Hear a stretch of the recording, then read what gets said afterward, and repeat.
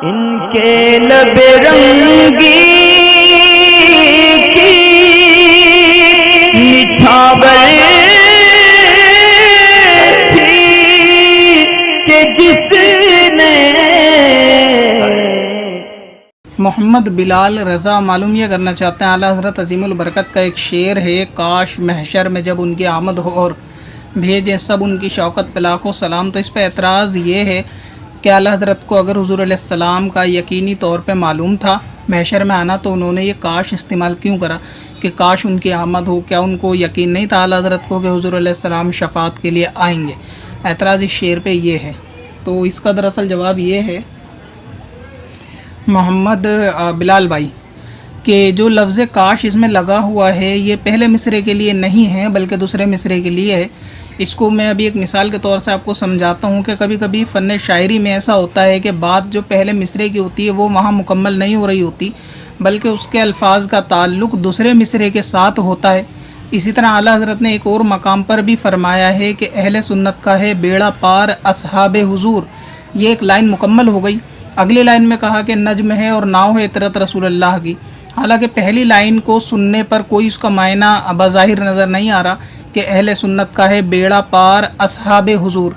तो ये असहाबे हुजूर का ताल्लुक़ अगली लाइन से है कि असहाबे हुजूर नज्म है, यानी हुजूर के सहाबा तारे हैं, और नाव है इतरत रसूलुल्लाह की। जो लाइन पहली है उसका अल्फाज का ताल्लुक़ दूसरी लाइन से है और दूसरी लाइन के जो अल्फाज का ताल्लुक़ है उसका ताल्लुक़ पहली लाइन से। अब मामला दरअसल ये होता है कि कुछ आपने देखे होंगे एक छोटे किस्म के शायर होते हैं जिनको आप आसान ज़ुबान में कह लें कि कभी आप स्कूल टाइम पे कभी जाया करते थे बचपन में, तो वहाँ पर क्या होता था जब नया साल आया करता था स्कूल में तो छोटे बच्चे एक दूसरे को ग्रीटिंग कार्ड देते हैं और उसमें बच्चों वाले शेर लिख देते हैं। जैसे बच्चे यानी जितनी उनकी अकल होती है उसके हिसाब से शेर लिखते हैं, और ये शेर भी बहुत ज़्यादा ग्रीटिंग पे अक्सर चला करता है, जैसे चम्मच पे चम्मच, चम्मच पे ज़ीरा, मेरा दोस्त लाखों में हीरा। लड़के होती हैं तो मेरी सहेली लाखों में हीरा। तो जो इस किस्म के चम्मच वाले शायर होते हैं जो आला हज़रत की शायरी को नहीं समझ पाते, वो अक्सर इस किस्म के एतराज़ात करते हैं कि आला हज़रत ने काश कहा या नहीं कहा। इसकी एक छोटी सी मिसाल आप और समझे। जैसे मैं किसी से कहूँ, अगर कोई मेहमान मेरे सामने है और मैं उससे कहूँ कि काश आप आते और मेरे हाथों में आपके इस्तकबाल के लिए फूल होते, तो मेरा ये काश कहना मेहमान के आने के लिए नहीं है बल्कि मेरे हाथों में फूल नहीं है इसकी हसरत के लिए है, क्योंकि मेहमान तो बाज़ाहिर मेरे सामने खड़ा है और मैं इस बात को कह रहा हूँ कि काश आप आते और मेरे हाथ में फूल होते आपके स्वागत के लिए। तो मतलब ये है कि फूल नहीं है, उसकी तमन्ना है, आने की कोई हसरत नहीं है क्योंकि आप इन फ्रंट ऑफ मी मौजूद हैं। तो ऐसी सूरत में आला हज़रत ने कहा कि काश महशर में जब उनकी आमद हो भेजे सब उनकी शौकत पे लाखों सलाम। मतलब ये है कि हुज़ूर अलैहिस्सलाम की आमद तो तय है कि होनी है, काश ऐसा हो जाए कि सब उनकी आमद पे सलाम भेजें। ये काश उस सलाम के लिए है।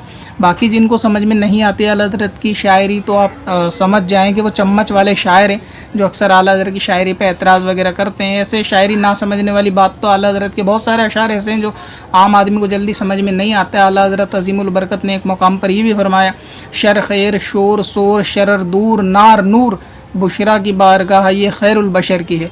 अब ज़ाहिर है कि सुनने में तो समझ में नहीं आएगा इसका मतलब क्या है, तो समझ में नहीं आए तो मतलब ऐसा भी नहीं कि गलत हो गया शेर या उस पर एतराज़ कर दो।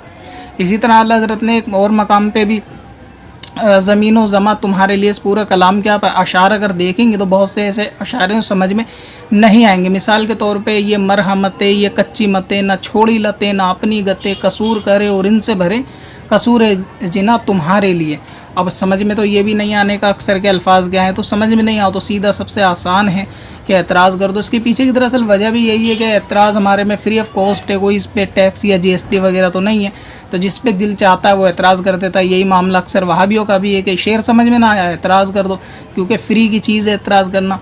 तो अगर मामला अगर ऐसा होता कि हमारी गवर्नमेंट प्रधानमंत्री जी इस तरफ भी थोड़ा ध्यान देते कि सुन्नियों पर जितने मामलात में वहाबी लोग एतराज़ करते हैं, अगर इन पे एतराज़ पे भी GST लगाई जाती ना तो शायद थोड़ा सा सुकून मिल जाता के एतराज़ात थोड़े कम होते। मतलब अगर कोई 11वीं पे एतराज़ कर रहा है तो 11% की GST होनी चाहिए, और 12वीं पे एतराज़ कर रहा है तो 12% की होनी चाहिए, ख्वाजा की 6ठी पे एतराज़ कर रहा है तो 6% की GST। ऐसा अगर कोई कानून आ जाए तो थोड़े वहाबियों के एतराज़ात कम हो जाए, और एतराज़ पे GST होनी चाहिए, तब लोगों के थोड़े एतराज़ात कम हो जाएंगे। वरना ये कि जो चीज़ अकल में नहीं आती तो टैक्स फ्री है तो एतराज़ कर दो, जी ये गलत है, ऐसा क्यों कह दिया, वैसा क्यों कह दिया। तो अगर थोड़ा मामला ऐसा हो जाए ना, इनसे हर एतराज़ के बदले GST वसूली जाए ना, तो ये इनके सब चीज़ें खुद ब खुद समझ में आ जाएंगी कि न्याज भी जायज़ है, आला हज़रत की शायरी भी जायज़ है, इल्म गैब भी जायज़ है, शफ़ाअत भी जायज़ है, क्योंकि टैक्स फ्री है। तो अभी जितना बोल लो इसमें कोई मसला नहीं। मगर GST के अंदर परेशानी ये है कि गवर्नमेंट को खुद सबसे ज़्यादा GST देनी पड़ेगी, क्योंकि 3 तलाक के मसले के अंदर तो प्रधानमंत्री जी खुद मुफ्ती बनते हैं। पत्थर में हसन लाले पुरनवार बना